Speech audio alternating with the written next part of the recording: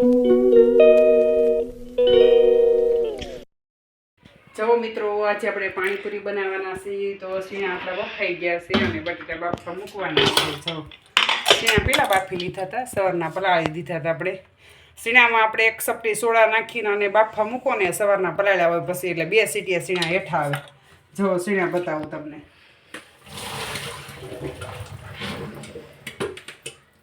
જો આપણા સીણા બફાઈ ગયા છે. હવે આપણે એના કુકરમાં બટેટા બાફવા મૂકી દઈએ.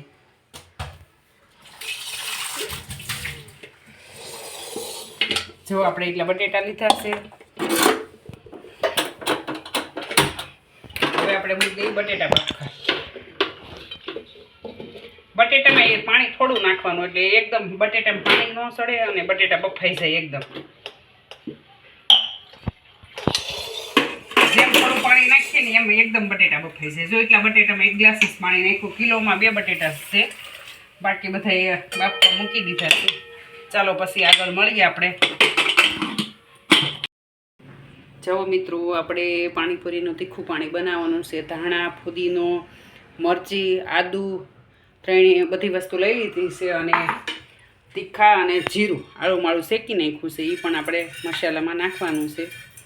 જો આવી રીતે પીસી નાખશું ભેગું. અને આ સંસળ પાવડર પણ આપણે નાખશું થોડુંક. અને આ પાણીપુરીનો મસાલો એવરેજ મસાલો છે. જો આપણે એવરેજ મસાલામાં દર વખતે પાણીપુરીનું પાણી બનાવીશું. પણ આમાં ભેગું જ નાખશું પીસવામાં, એટલે ભેગું પીસાઈ જાય ને એટલે સ્વાદ સારો આવશે. હવે આપણે આને પીસી નાખશું. જો હવે આપણે આને પીસી નાખશું.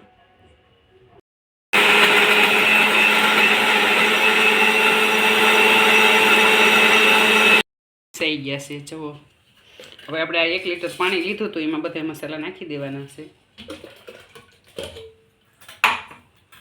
એકદમ તીખું તમતમતું પાણી બનાવ્યું છે મિત્રો. અમારે તેજસ્વી બધા તીખું પાણી મીઠું પાણી નથી બનાવતા, પણ તેજસ્વીન પપ્પા પાસે નકરી પાણીપુરી નથી ખાતા, એટલે આપણે દહીં પૂરી પણ સાથે દહીં પણ બનાવવાનું છે. મીઠું દહીં, મીઠી ચટણી. હવે આપણે એમાં 1 ફાડું લીંબુનું નાખી દેવું ખટાશ માટે. તીખું ને મીઠું આપણે બે મિક્સ નથી પાણી કરતા, તીખું જ એકલું રહેવા દેવું, કારણ કે આપણે હારે મીઠી ચટણી બનાવવાના છે. જવું લીલું સેવાળ આપણું પાણી તૈયાર છે. પાણી જોઈને કોને મોઢામાં પાણી આવે છે કોમેન્ટમાં કહેજો. મિત્રો, આપણું તીખું પાણી બની ગયું છે. હવે આપણે મસાલો બનાવવાનો છે. મસાલા માટે બટેટા જો સૂંદો કરી નાખ્યા છે. હવે આપણે પાણી બહુ તીખું બની ગયું છે. હિંગ નાખી દઈ, ત્યાર પછી લાલ મરચું નાખી દઈ. તીખાશ ઓછી નાખવાની છે, કારણ કે આપણે પાણી બહુ તીખું થઈ ગયું છે. તીખું બનાવવાનું. ત્યાર પછી આપણે જીરું નાખી દઈ, નિમક નાખી દઈ. નિમક આપણે બાફામાં નહોતું નાખ્યું, એટલે આપણે છોટા પૂરતું નિમક નાખવું પડશે. લાલ મરચું જે થોડુંક નાખવું. થોડોક ગરમ મસાલો નાખી દઈએ.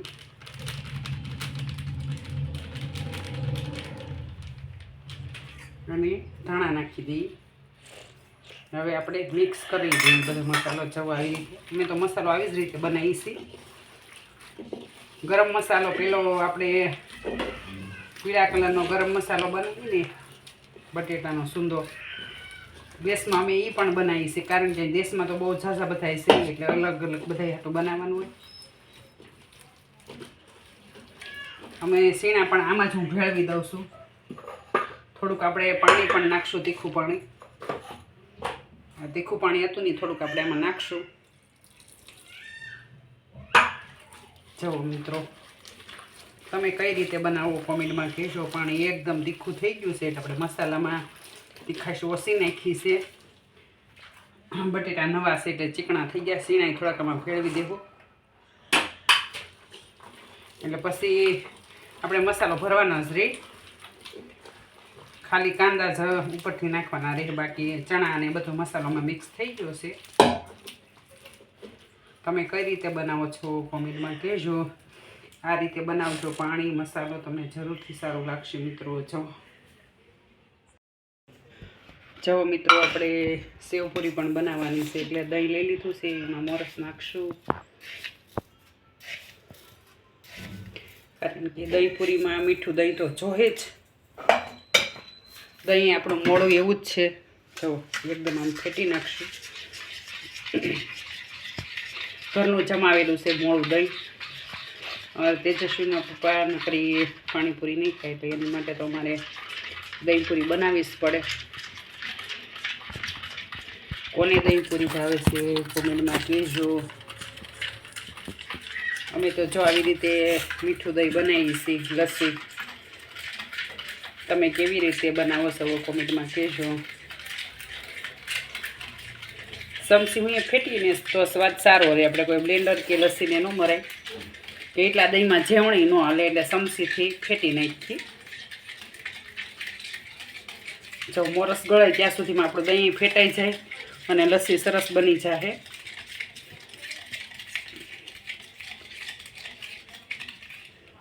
જો આપણી લસ્સી રેડી થઈ ગઈ છે.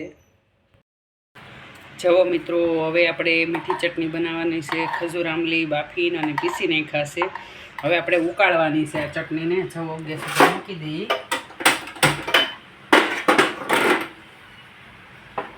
થોડુંક પાણી નાખશું ઉકાળીને, અને પછી આપણે મિત્રો રાખીને, એટલે ચટણી પડી હોય ને તો એ ખરાબ ન થાય અને કોઈ પણ વસ્તુમાં ખાઈ શકીએ. અને એવી ને એવી રહે. આમાં આપણે બીજું કાંઈ નથી નાખવાનું. મીઠી ચટણીમાં ખાલી નિમક અને લાલ મરચું પાવડર નાખવાનું છે. બાકી કોઈ વસ્તુ આપણે આ ચટણીમાં નાખવાનું નથી. આ મીઠી ચટણી છે એટલે આમાં કોઈ વસ્તુની જરૂર પડતી નથી. જો બસ એક ચમચી જ આપણે લાલ મરચું પાવડર નાખ્યું, અને હવે આ ઉકળવા દેવાની છે. થોડુંક પાણી હજી નાખવું, એટલે કારણ કે આપણે બહુ ઉકળવા દેવાની છે આ. પછી આનું બોટલ ભરી લેવું. પાણીપુરી આપણે ખાવું, દહીં પૂરીમાં યુઝ કરશું.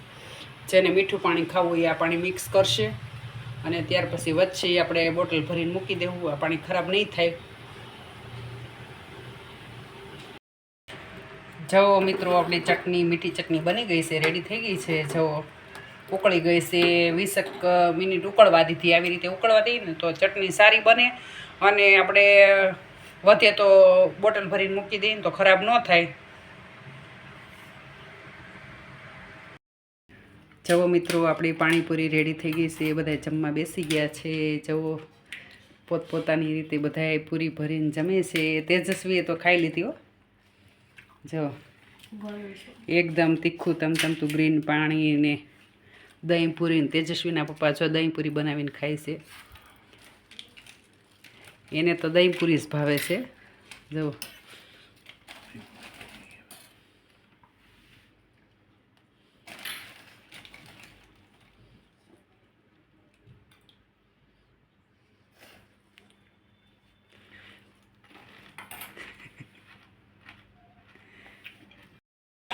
જવો મિત્રો આપણી પાણીપુરી રેડી થઈ ગઈ છે.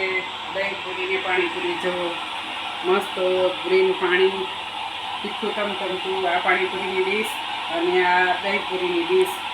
કોમેન્ટમાં કહેજો કેવી બની છે અને કોને ભાવે છે પાણીપુરી અને દહીં પૂરી. ચાલો લાઈક શેર અને સબસ્ક્રાઈબ કરી દેજો. ચાલો બાય.